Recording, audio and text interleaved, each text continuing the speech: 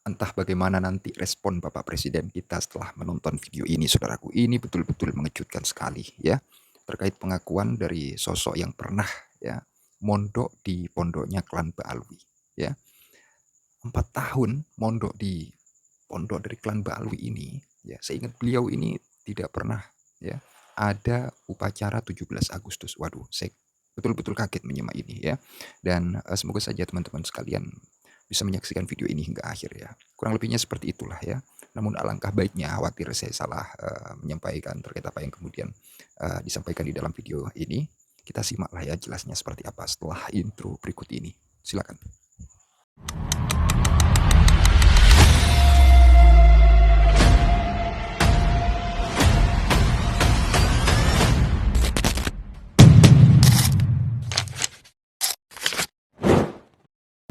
Pengalaman saya ini saat saya pesantren di pondoknya Habib, nggak perlulah saya sebut ininya ya, mereknya ya. Jadi Ya. selama 4 tahun saya itu di pondoknya Habib itu, seingat saya itu belum pernah itu misalkan 17 Agustus upacara itu deh. Padahal santrinya itu ribuan, nggak ada. Nah baru misalkan setelah politik nasional ini berjalan, nah baru mulai ada tuh upacara-upacara, meskipun upacaranya itu ada dalam ruangan gitu kan, kemudian benderanya itu diginiin aja gitu kan. Jadi memang ini pondoknya Habib gitu. Nah itu pengalaman saya, apalagi untuk di Yaman gitu ya, untuk di Indonesia aja seperti itu. Saat ini pengalamannya saat saya itu pulang dari Yaman, nah, itu saya nggak ngerti itu dengan nasionalisme itu apa gitu loh. Tetapi karena saya itu saat saya pulang, kemudian saya banyak bergaul dengan teman-teman NU gitu ya di Banten, sehingga saya sedikit demi sedikit saya pelajari, oh itu setidak-tidaknya dulu itu menjadi simpatisan dari gerakan FPI yang ingin menegakkan NKRI bersyariah gitu loh dulu tapi Anda sudah tobat ya Andi.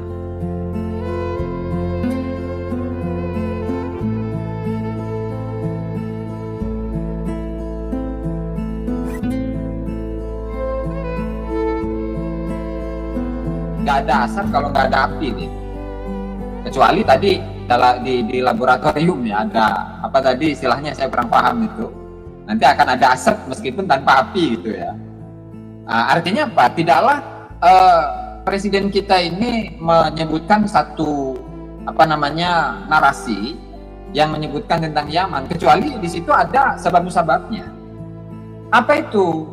Nah tadi atau kemarin saya sedikit mengulasnya, yaitu tentang nasionalisme, dan itu pun juga dalam potongan video yang saya simak itu pun juga ada gitu kan, yang memang presiden kita itu sedang menyindir atau memberikan kode keras ya untuk mereka-mereka yang jiwa nasionalisme mereka itu dipertanyakan.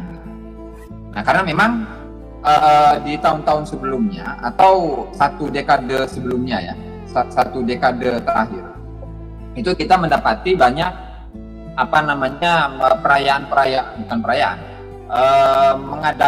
mengadakan hall-hall kota itu misalkan. Kemudian hall-hall kota yang kemudian diatasnamakan Habib. Nah, kemudian juga peci nasional seperti yang dipakai oleh Habibana Charlie dan juga Habibana Rogi ya. Kalau Habibana Haikal nggak masuk. Peci nasional yang warna hitam ini bukan Islami, Beb. Bukan Islami, peci hitam itu bukan Islami deh, nggak Islami. Ya. Kalau peci Habibana Haikal itu ingin diklaim juga itu bahwa itu adalah peci Habib gitu, padahal itu ya peci Malaysia gitu hasilnya kan. Peci itu. Atau juga saat saya memakai belangkon berarti saya adalah dukun ya, innalillahi wa inna ilaihi raji'un. Padahal ini kan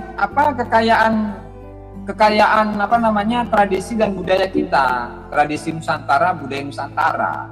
Nah mereka artinya masih banyak contoh yang lain lagi, misalkan yang warna biru mana tuh yang saya pakai itu ya, yang biasa saya pakai menggunakan peci biru itu deh. Nah ini kan khas peci biru ini, nah biru hitam nih ya, ini kan peci yang khas dimiliki oleh suku Baduy deh di pedalaman Banten. Nah ini artinya apa? Artinya di saat saya itu memakai ini, ya, peci biru. Nah, setidaknya ini adalah identitas bahwa saya ini mencintai tradisi-tradisi Nusantara yang diantaranya itu adalah tradisi yang dimiliki oleh suku Baduy. Misalkan juga seperti ini nih. Ini nih kain Kalimantan, kain Dayak ini, Beb. Nah, ini kain Dayak ini dari Kalimantan. Ini kan tradisi Nusantara, Beb.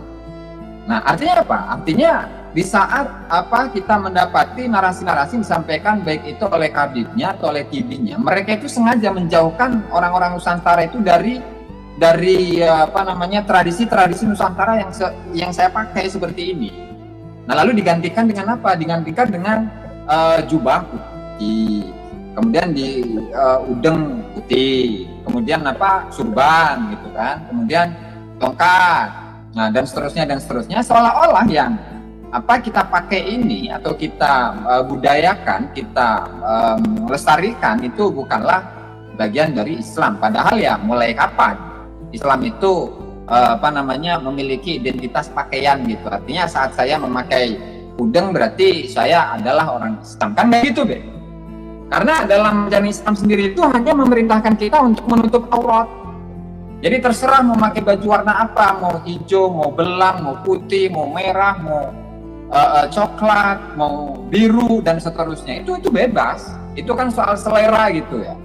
Nah, tetapi saya dalam hal ini tidak untuk menyudutkan pakaian manapun ya. Artinya misalkan Habibana Charlie itu ingin memakai udeng warnanya putih dan segede ban kontainer misalkan. Ya silakan saja, karena kalau itu adalah hal yang beliau sukai gitu ya. Atau menggunakan sorban yang segede satu kamar misalkan. Ya silakan saja, atau memakai jubah atau memakai tongkat silakan saja. Nah, tetapi satu catatannya, Be.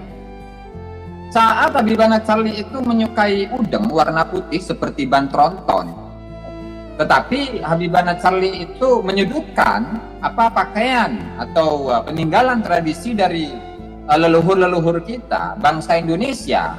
Nah, berarti saya mempertanyakan nasionalisme yang dimiliki oleh Habibana Charlie. Jangan-jangan Habibana Charlie itu adalah keturunan imigran gitu loh, yang selalu mengeluh-elukan daerah atau tanah airnya gitu. Kalau tanah air saya kan Indonesia gitu, tanah air kita kan Indonesia.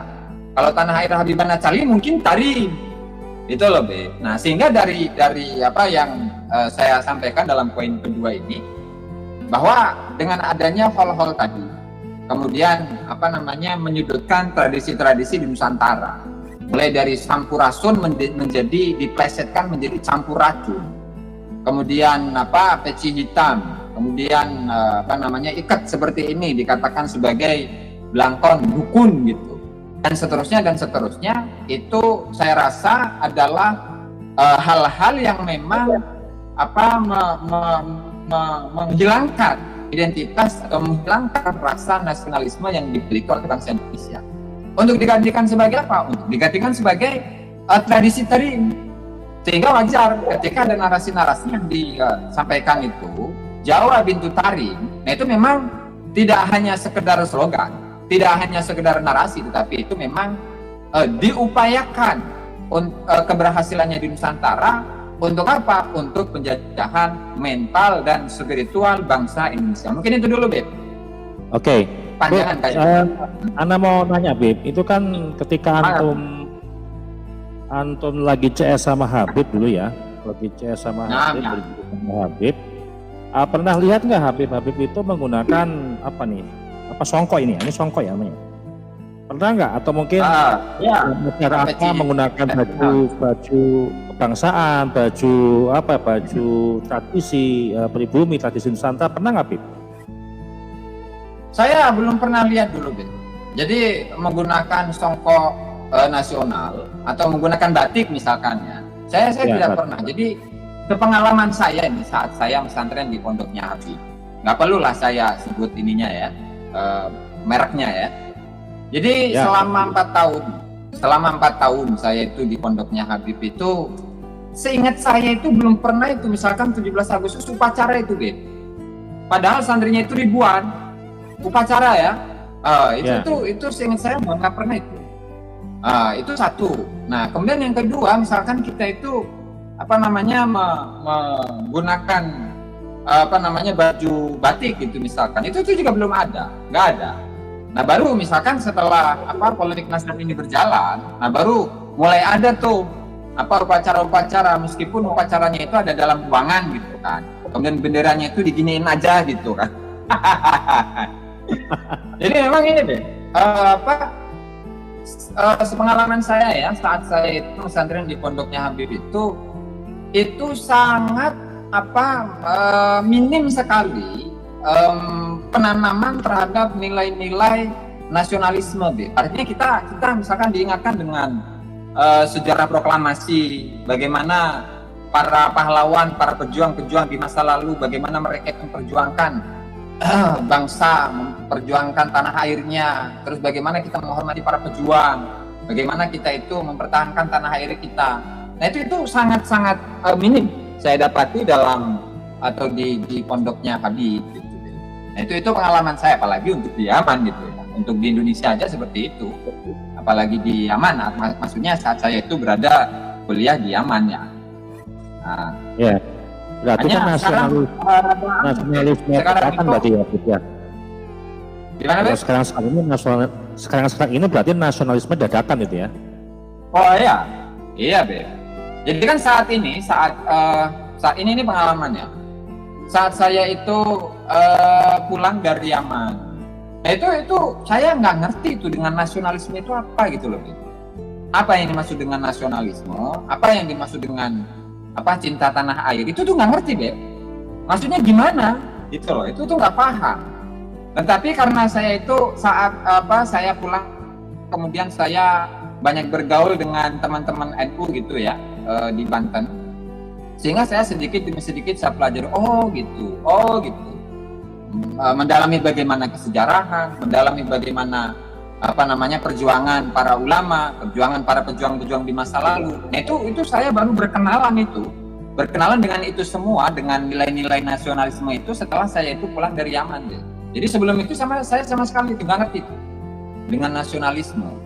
Jadi yang istilahnya yang ditekankan itu adalah bukan cinta tarim ya, bukan cinta tarim, tapi ya hanya hukum gitu loh, Beb. Jadi hukum fikih, bagaimana pelaksanaan syariat, bahkan saya ini pun setidak-tidaknya dulu itu menjadi simpatisan dari gerakan FPI yang ingin menegakkan NKRI bersyariah gitu loh. Dulu, tapi Anda sudah tobat ya nih. Karena saya masuk di NU dari tahun 2000 berapa secara struktural ya, dari tahun 2016 sampai sekarang itu. Nah, itu tuh dulu, Beb. Sekarang sudah enggak ya. Motor sekarang gitu ya. Kan ya nih.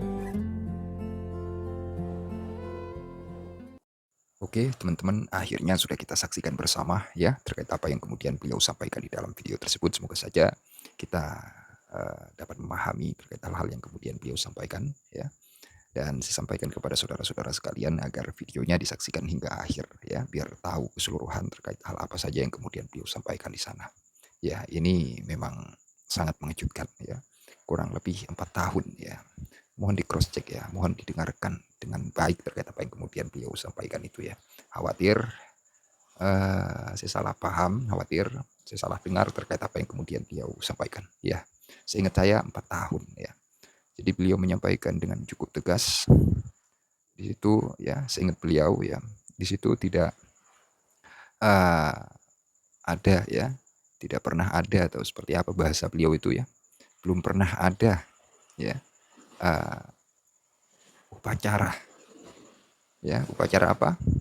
Saya rasa teman-teman bisa memahami hal ini ya. Ini memang ya menurut saya ini sangat-sangat mengejutkan sekali lah ya. Sangat-sangat mengejutkan sekali. Dan entah seperti apa nanti, saudaraku, jika nanti Bapak Presiden kita tahu ya terkait apa yang kemudian disampaikan oleh beliaunya, oleh Gus Aziz Jazuli ya. Video itu baru saja lewat di beranda saya, sehingga saya tertarik ya memutarkan video itu ya. Artinya biar teman-teman tahu ya terkait hal-hal yang kemudian beliau sampaikan, dan silakan bagaimana responnya nanti ditulis di kolom komentar ya. Itu saja sih ya dari saya. Ini memang betul-betul mengejutkan sekali sih ya. Itu saja ya, saya rasa sudah cukup. Akhirul qaul. Apabila ada kekeliruan kata dari saya, ungkapan, narasi, atau hal apalah itu yang telah saya sampaikan di sini, jika ada kekeliruan, saya Al-Fakir atau Official, mohon maaf sebesar-besarnya ya. Mohon maaf jika ada kekeliruan kata atau hal yang lainnya. Oke, itu saja. Akhirul qaul, ihdinas siratal mustaqim. Wassalamualaikum warahmatullahi wabarakatuh. Terima kasih.